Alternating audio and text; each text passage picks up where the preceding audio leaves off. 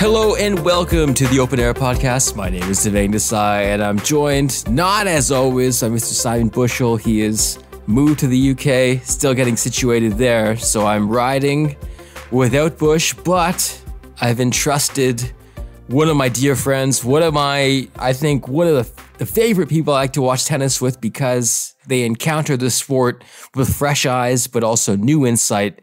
You've seen him at Yahoo Sports. You've seen him write about basically every sport there is. It's Arun Srinivasan. How are you, sir?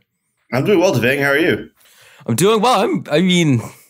I think we've peaked in terms of Canadian male tennis, at least in the last few weeks. And Felix Auger-Aliassime bookending what's been a pretty incredible October with yet another title at his idol's home, Roger Federer's home tournament, Swiss indoors. It felt serendipitous.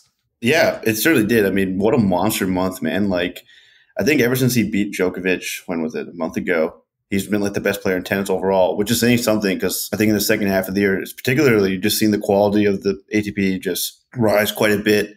I know there's been a lot of like narrative-driven distinctions between like, well, what does this mean for this next era of players? But for Felix to beat Alcaraz twice this year, that alone is just stands by itself, along with its 3 consecutive tournament wins. That's awesome.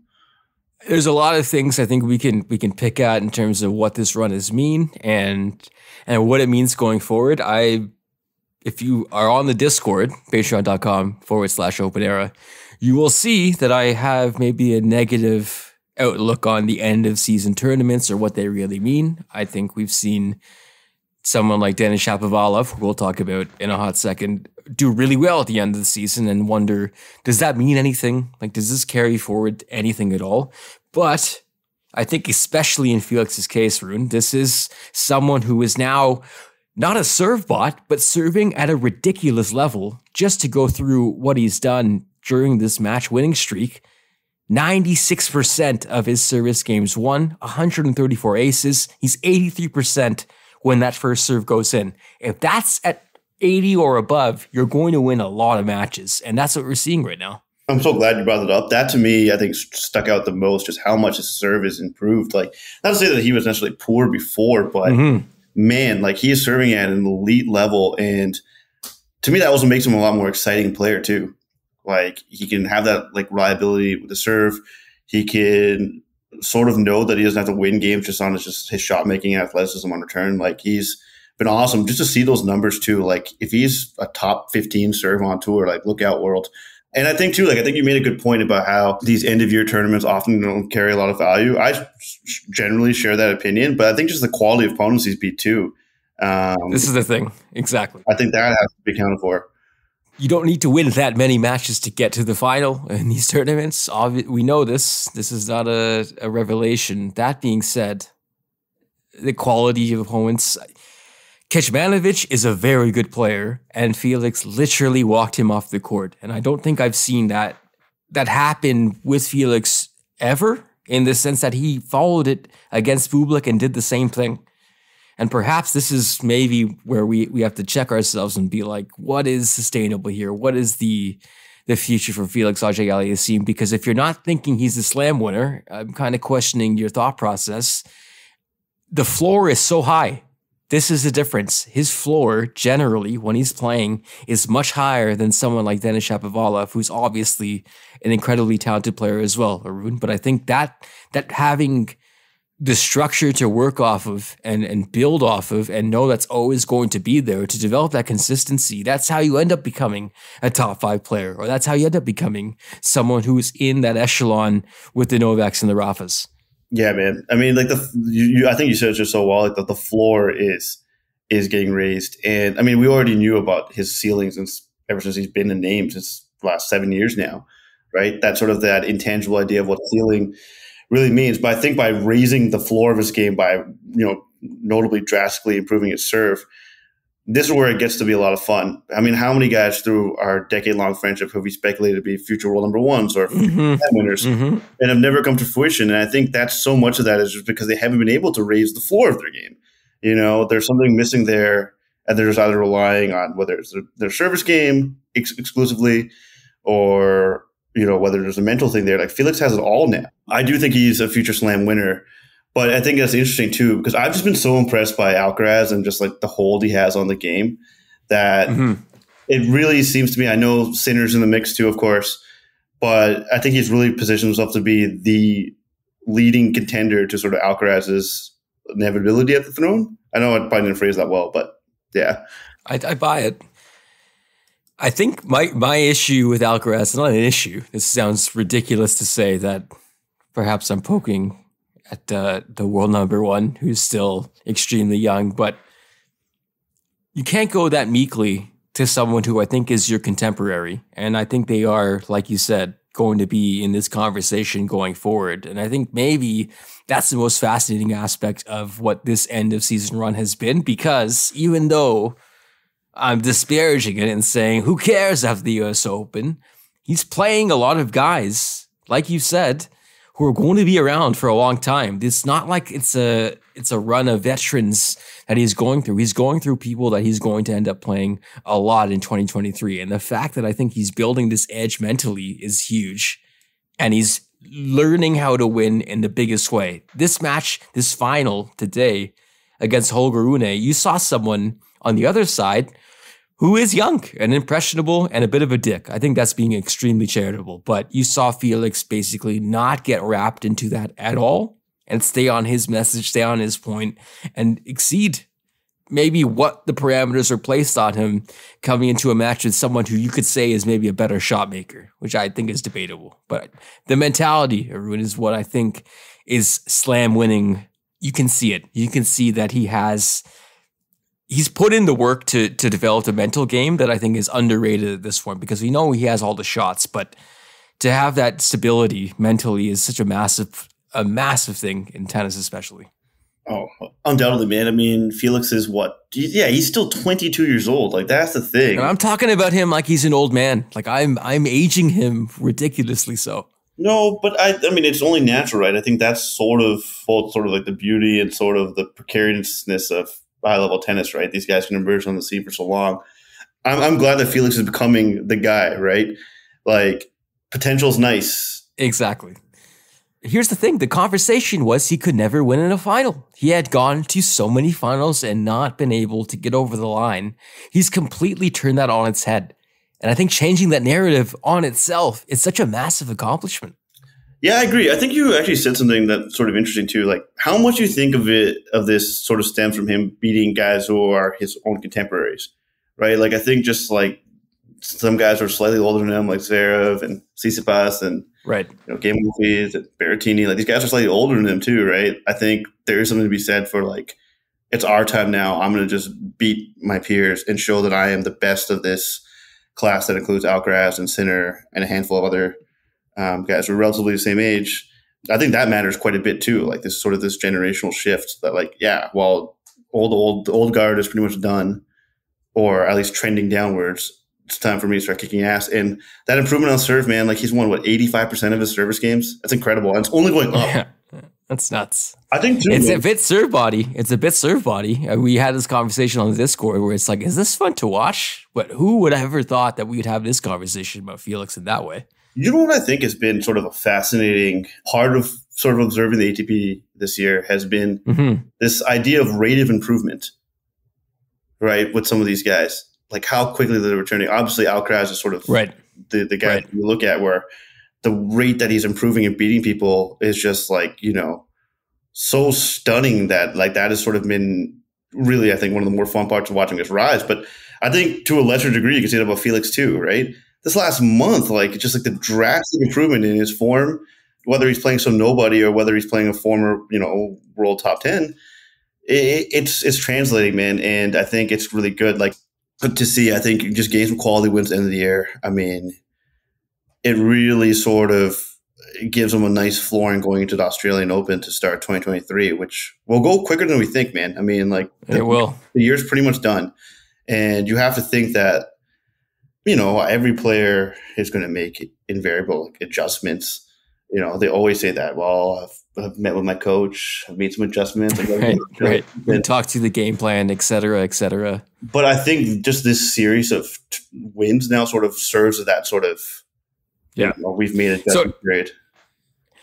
Here's my thing. If If you want to denigrate the fact that they are not 1,000 level events or they're not the most prestigious titles, the Swiss Indoors is a 500 level event. There's a lot of points there. Felix is now locked in to be at the ATP finals. That's massive. He's going to play against, like we said, his peers and people who maybe less so. I'm looking through this list. JJ Wolf, Sebastian Korda, Holger Rune. He was supposed to beat all of these guys, and he did. But it's important.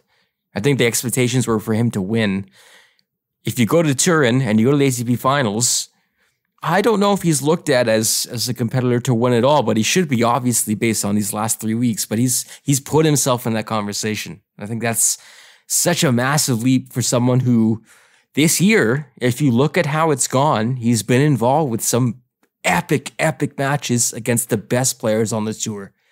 And I think I might have been a little too harsh maybe when there was a dip in form. But overall, in 2022, Felix has had an incredible season, Arun. And I think that's something to definitely build on. But now we got a ticket to Turin, and we got a ticket to play against Novak and Rafa and Alcaraz again. Like, I can't wait to see that.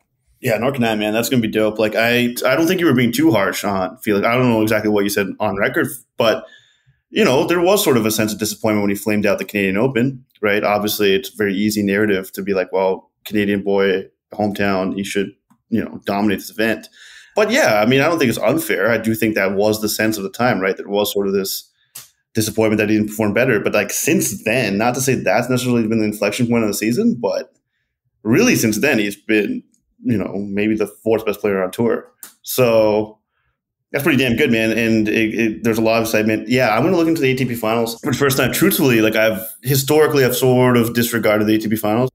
Right. This is why, Arun, I wanted to talk to you about the end of season malaise, because I'm curious, like, you're a tennis person, you watch events, but I would say you follow a lot of other sports as well. I think the tennis calendar kind of not meekly ending, but the way it does end, it's a bit of a thud, and it's hard to generate some sort of buzz around these things. That being said, in my opinion, I think we've seen some of the best matches at the ATP Tour Finals. So Felix getting in there and being involved with these cats and being probably the most on-form player easily coming into this tournament, it opens up an avenue of possibilities that I'm just so excited for. So ATP Tour Finals look good. Quickly, I wanted to mention the other big final involving a Canadian happening at the same time. Once again, tennis authorities, get your stuff together. Why are these finals happening at the same time? They're literally in the same time zone as well. But in Vienna, Daniil Medvedev, new father, beating Denis Shapovalov in 3 sets. Boy, oh boy, Daniil Medvedev in that third set, hitting some of the best shots we've seen from him this year. I think possibly feeling the most comfortable he's felt this year after an obviously strange journey that it's been, being barred from certain tournaments, etc. I'm not going to stick on Daniil that much, though, Arun. I think Denis Shapovalov had a fantastic week. The Borna Coric match, maybe the peak of his powers in terms of what Denis can provide. But someone that has, I think, such a different floor and a different ceiling than Felix, it's fascinating to me to compare the two. And I'm wondering, do you get more joy out of watching Denis or Felix, Arun? Like, what is your viewpoint on them? Because I think the reliability versus the shot-making verve is a conversation we have all the time in this game. Man, my honest opinion is I prefer watching Felix these days. I get so frustrated watching. It's hard. It's hard because the margins for Denis are wildly all over the place, but really small most of the time. I mean, that's the thing, right? I mean, you mentioned it too. I sort of jump from sport to sport as part of my career. So, I mean, like I'll sometimes do what I call catch-up sessions where I'll watch a sport for a week to catch up on 3 weeks of work. And when I watch Denis, the variance is so high. Like you look at the stats against Borna Coric, 95% win on first serve. That's insane. And yet I get the sense that it's like, you know, I feel like too, and this might be more of a media construct than an actual thing, because Denis is only a year older than Felix, and yet it feels like we've been waiting for him to break out for longer. So I think even though it might be unfair, I have like less patience watching him, if that makes sense. He has been the more consistent player in Grand Slam events.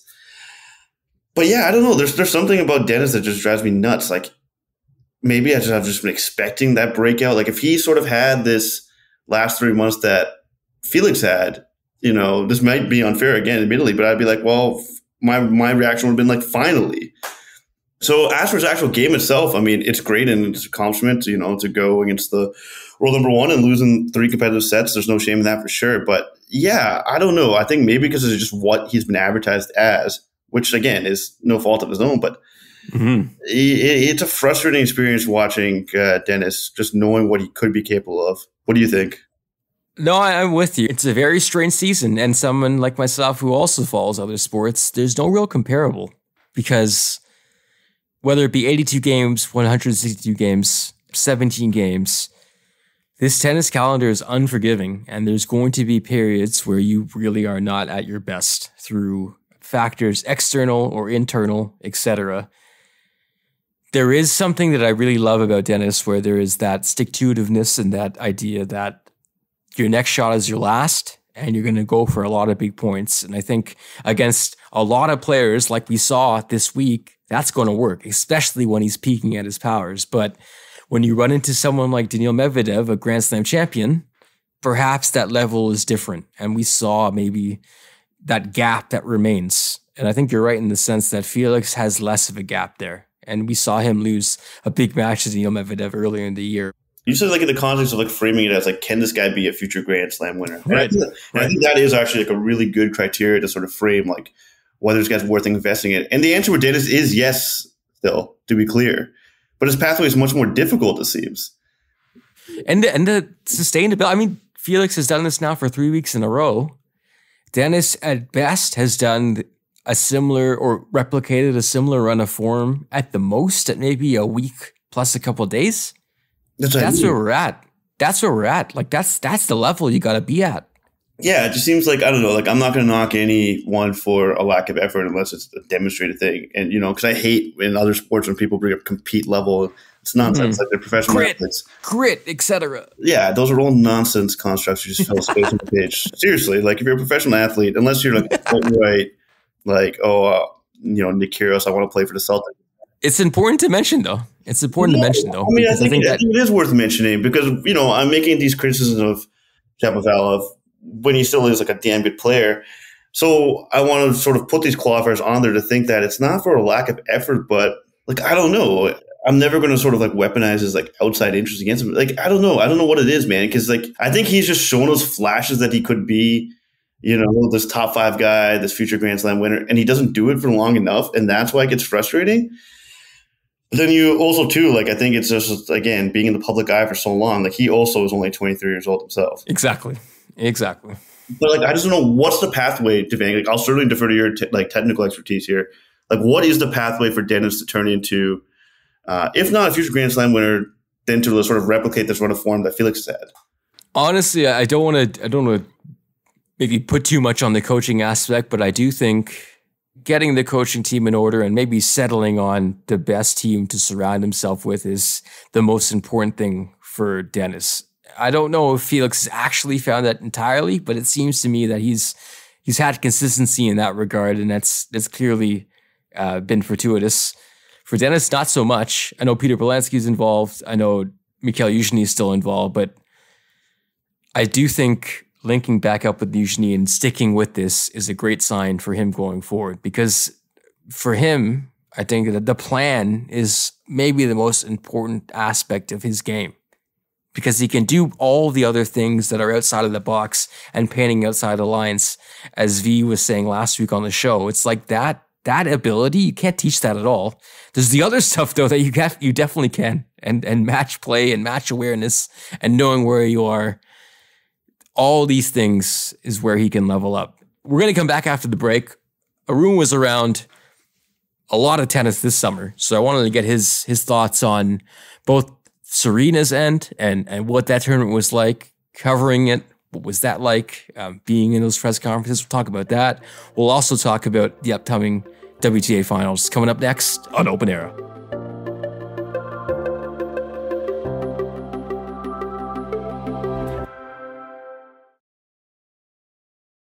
Welcome back to the Open Era podcast. once again joined by Arun Srinivasan, Yahoo Sports writer, jack of all trades, covering every sport you love. But Arun, I want to ask you about the summer and being around the Rogers Cup with Serena being the focal point and navigating that space, because I think for me, of the many monumental stories that transpired in the last few weeks, including a bunch of GOATs retiring and Serena possibly not retiring based on her recent comments, she could be back tomorrow. I wanted to get the vibe from you in terms of seeing someone that I know you idolized as well growing up. Man, yeah, like what an incredible experience. Maybe, I've been in sports media for, I guess I'm going to my 11th year now, and it's maybe at the very top of the highlights of my career. But yeah, to take, I guess, from a less personal lens, what a week it was, the National Bank Open here in Toronto. I mean, Serena Williams, she did her media availability on the Monday of the week. And that in itself is daunting. Like, as Devang and I'm sure Vivek and other guests have probably attest to, like, as you get older and more experienced in media, you don't really get starstruck anymore. It's a detriment to your job if you do. But I I got a question into Serena, and I was like practicing it like Luca Brasi style in the washroom before she got there. And Serena scared the hell out of me when she asked me to sort of clarify what I meant in my second question. It was just more of just like how she felt. The vibe. And none of us had any sort of premonition that she was going to retire. Like, there were some like longtime journalists in the room. It's like, wow, Serena's like come in with sort of this aura of peace around her. She's not usually like that, which I actually kind of like balked at that comment. I'm like, what are you talking about? She's always been like pretty affable and, and great public speaker. So I kind of, didn't really take that into account. But there was sort of like longtime reporters. A lot of them had made sort of this noted comment after she left of like, wow, like she seems like really at peace. Like, so I actually didn't like that at all. I thought there was sort of a racial tone there, but that's neither here nor there. And then on the following day, like in the morning, I wake up, I'm getting ready to go to the tournament, and I go on Twitter, and Serena Williams has announced in Vogue magazine that, she plans to imminently retire from tennis. And that changed the tenor of the entire tournament. Like the first 2 days there, it was like me and like, I don't know, a pool of like 25 media people from different outlets across Canada, mainly in Toronto. And like, as most people can attest to, like when you go to these events, a lot of time, if you've been in media for a few years, it turns into a very like chummy atmosphere, right? Where it's just like, oh, cool, like good to see you. You catch up with some friends, you get your story done, and you go home. And that was very much the case the first few days. But when Serena made her announcement, Toronto sort of became the sporting epicenter of the world for a day or two. Like it was. I think that aspect of it becoming the epicenter and receiving media requests from offshore random places, it really clicked in, being like, okay, the Rogers Cup is in a weird spot in the calendar where it is a US Open lead-up tournament and it has a lot of points at stake, but some people have kind of played around it or decided not to come or decided that it wasn't necessarily having to be in their plans. Maybe Cincinnati is a better venue for them to really build up for the US Open. I think this tournament is still massively important, but that news breaking when it did, it kind of reshone the light in a good way. Oh, dude, absolutely, man. Like, just like sort of like follow up on my long-winded story of the week. But yeah, like, so like the Wednesday, like as soon as Serena makes an announcement, I'm like, okay, cool. Like I get in touch with my editor. Of course he wants a Serena Williams story. Everyone does. And I'm like thinking to myself, well, everyone is going to sort of write probably the same like story, like Serena's coronation, deservedly so. What does it mean for Toronto? And there were certain elements of my story too. But as a reporter, I actually went to, like, first of all, I was talking to Tennis Canada PR team. And I was like, hey guys, I know you're extremely busy. Like, what has the volume of media requests been like? And they couldn't give me an exact number. They just sort of threw up their hands, exasperated a little bit, which was like, that's good enough for me to write on detail. Yeah. And then I went down to the ticket booth and I'm like, what has sales been like? They're like, oh, since Serena, like we were chilling these first 2 days. But since because, they have sort of their set audience, but since Serena made her announcement, oh my God, we've been like overwhelmed. I'm like, cool, like, so like, it got to the point where like I couldn't even pull like a ticket person aside for 5 minutes. They were just swamped with work. And then, there was like, it went from being like a media room that was like 210, like, 1/5 full to completely full to like, all right, like, one of the beauties of coming to tennis tournament, especially if you're like a multi-sports man, is like it's like a great buffet of sports, man. It's delicious. You get to see the matches that you need for your story or the ones you just want to watch. You're not going to be able to see everything the first few days, but you just sort of pick and choose what you like an a la carte style. You sort of gather your thoughts and then you write. But yeah, Serena coming down and being like the press epicenter, that was crazy, man. Like you just realize, and then she gets to play the match. The whole day is just leading up to it. And then the match itself, electric atmosphere. Like I know that word gets used way too often and I'm guilty of it too, but like genuinely like an electric atmosphere. Tennis Canada, I think, put together this sort of promotional video, which involved Wayne Gretzky of all people, but also like Billie Jean King and a number of other tennis. I thought it was good, honestly. And my concern about doing this too cheesy, they did a really good job. I thought, especially in comparison to how it ended up developing at the U.S. Open as well, where they were showing basically the same video like 6 times in front of everyone. Yeah. Without seeming like, I mean, big shout out to Tennis Canada. They did a great job with the tournament for real. Like they couldn't have handled things better. They were super nice to me. So shout out to Tennis Canada. But yeah, no, like it was just like to be in an event where the world sporting attention is there. Like that's crazy. Like, you know, and then I think too, there was not a lot really focus on her tennis, unfortunately. Like lost in sort of the spectacle, I would say, was Belinda Bencic played one hell of a match. Like she was so good and like so much fun to watch. Like in that lens, though, I think this is why I truly do believe she will be playing again sooner than later, because it took a while to get back to where she would want to be. But by the time we got to New York, she was playing really, really good tennis. Yeah, that's what I mean. Like I think if you can plant that seed where it's like if you put in enough time, she can be back. Maybe not to the peak of her powers, but she can still be back. Yeah, like she should still be like a competitive player on the tour. Like I think the thing with Bencic, a lot of people I think wrongly looked at it as like, oh, well, Serena's washed. But like Bencic was just playing amazing tennis. Like it was just like, you know, that backhand, or that crushing forehand she has is just like maybe the best shot on the tour. And she was just like on one in that match. The similarities there is like Tomljanovic had an incredible match herself at the U.S. Open as well, and maybe it's that same kind of thing where a lot of the times people were producing their best when they played Serena Williams, and that stayed constant. And Belinda Bencic was ready for it, like not phased in the slightest. Was just like ready to rock. Came out just crushed on, like, you know. I wanna let our listeners know our open era diehards, I didn't bring Arun on to just pump Belinda Bencic's tires. You will know that I'm a huge fan of hers, but I didn't just specifically bring Arun on to talk about how great BB is. I'm happy to, because, man, one of my takeaways outside of it, how cool it was to watch Serena Williams' penultimate event was just like how good Belinda Bencic was. And, you know, Simona Halep was probably the most consistent player that week, and she won the tournament, and deservedly so. But, like, can we talk about Simona Halep testing positive then? Can we talk about what this means? Did she juice in Toronto? Did she like get some?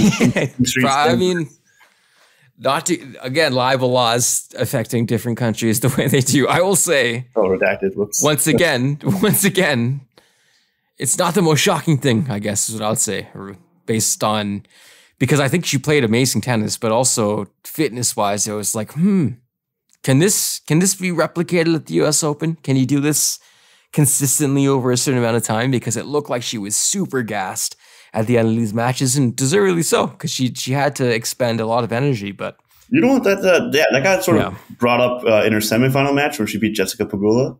Right. It was going like, well, how the hell did she do this? Right. You know, but it was sort of just rendered an afterthought afterwards. But that was sort of brought up briefly then. I mean, none of us had any premonition that it would be none. Generally, yeah. To maybe zoom out on tennis as a whole, as we zoom into the end of 2022 and make our year end stuff and wax poetically about the fantastic things we saw.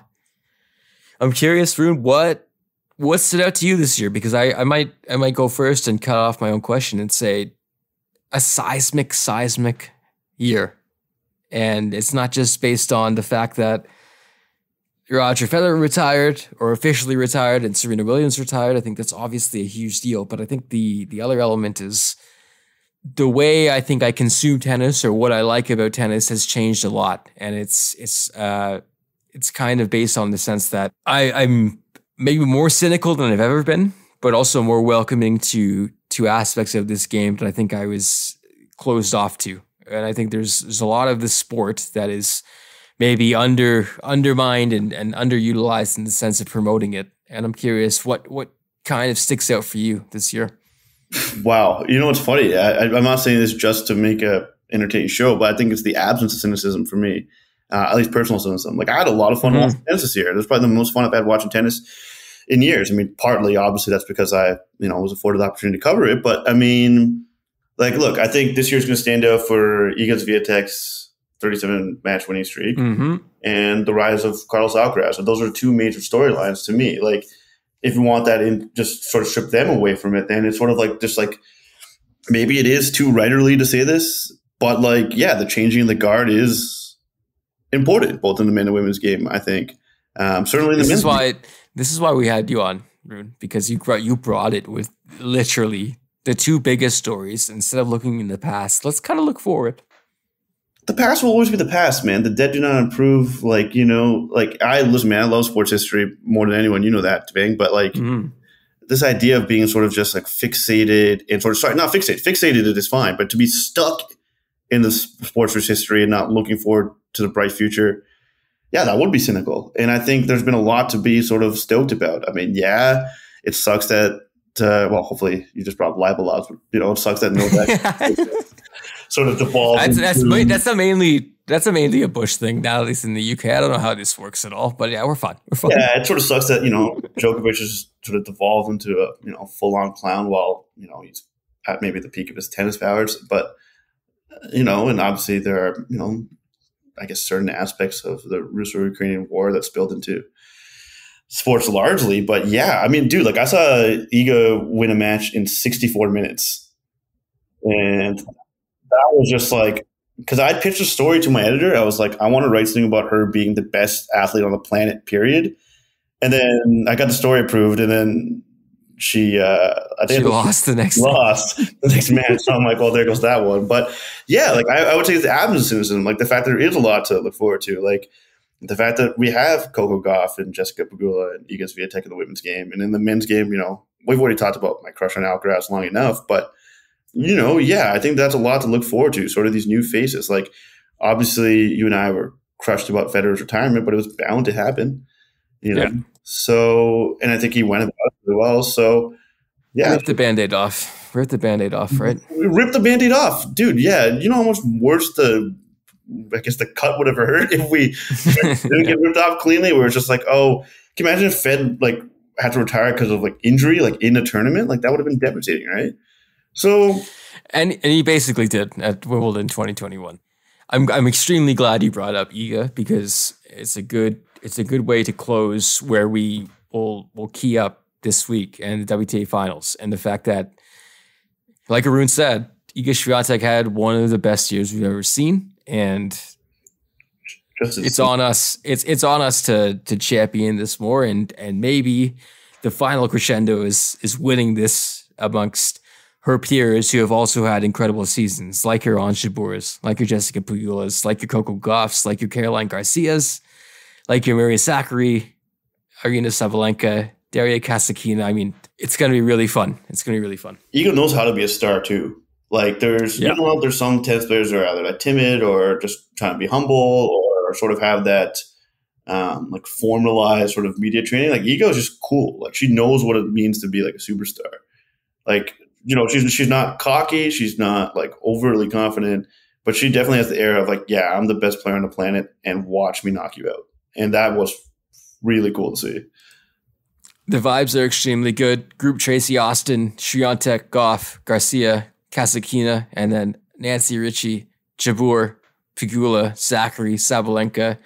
Fascinating, there's two players here without a country flag beside their name. But that's, I think, like Arun alluded to, it's been a weird year. It's been a fascinating year as well on the WTA, and I cannot wait for this WTA finals. Jessica Pegula, Coco Gauff also doing double duty, as they are one of the best doubles teams in the world as well. I laugh, Rune, because we're both massive Buffalo Bills fans. Yeah, and sure. through that, I became a Jessica Pegula fan because her dad and mom own the Buffalo Bills. But they do a lot of stuff that's not great in terms of how they created their wealth. I'm curious where you fall on this. I'm still rooting for her as a Bills person, but I don't feel great about it. Yeah, I don't know. Like, I mean, I think it's more like a visceral thing. Like when I see her like next up on the schedule, or like sometimes I'll just Google like how a tournament's going if I've been unable to watch matches, and I'll see just was advanced. I think this is the first. I think there's been a shift sort of in my thinking where before, when she was like a relative unknown and then an up and comer, it was like, oh wow, like the sort of kitschy fact. Like, did you know that the Pegula's daughter is actually she doesn't need to do this. She doesn't need to work this hard. Like she's got all the. That was basically the discourse. Yeah, and I think like this year, I don't know if the discourse has changed, but I think for you and I as Bills fans, like my viewing her has changed in the sense of like, oh man, I don't know if I can root for her. Like before I would root for her because like, oh, it's the daughter of the Bills owner.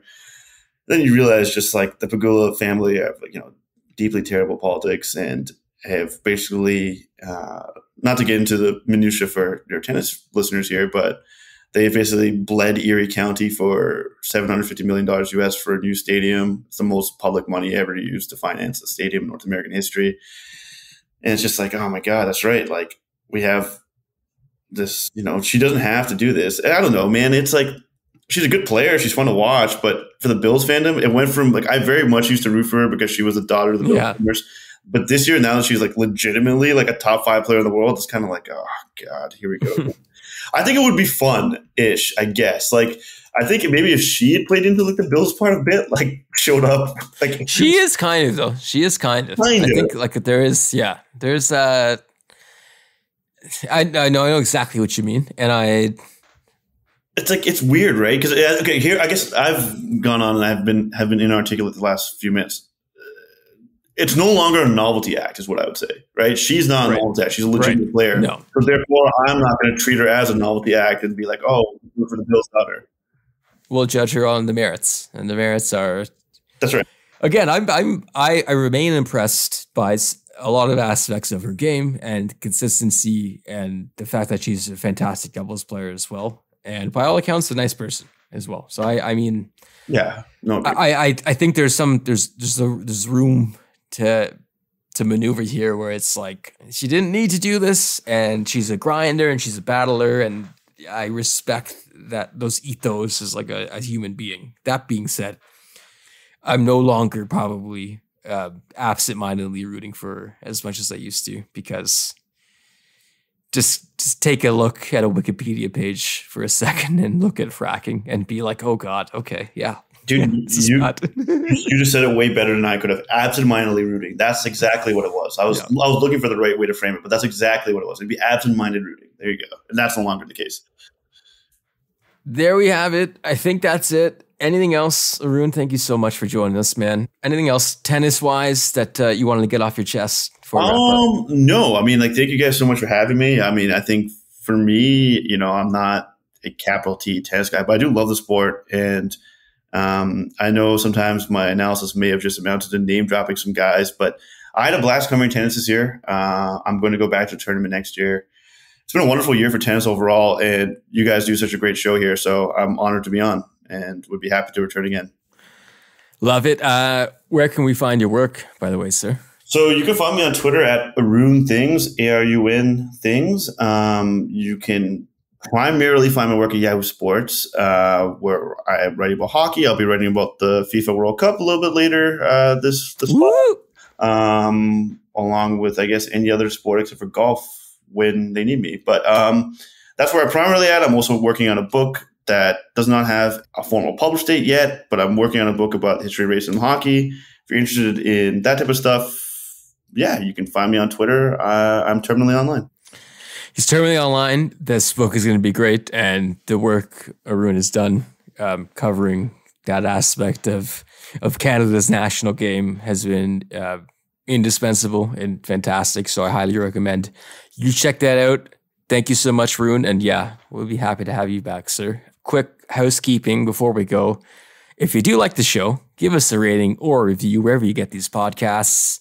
Helps this show get into more people's ears, which generally I do think is the goal, because it's a pretty good show. We're also on twitter.com/openarapod, where we're tweeting about tennis all the time. And if you do want to support the show, capital S support, join us on patreon.com/openera. You get the show ad-free. You get it early on Sundays. Plus, you get access to the Discord, where we're talking tennis all the time. Weeks like this, especially when there's so much going on and tournaments happening at the same time, I truly am thankful for our Discord community, because there's a lot of great people in there and they make watching tennis fun. So join us, join them. For producer Greg on the ones and twos, and for Arun, thank you so much for listening to Open Era. We'll talk to you next week.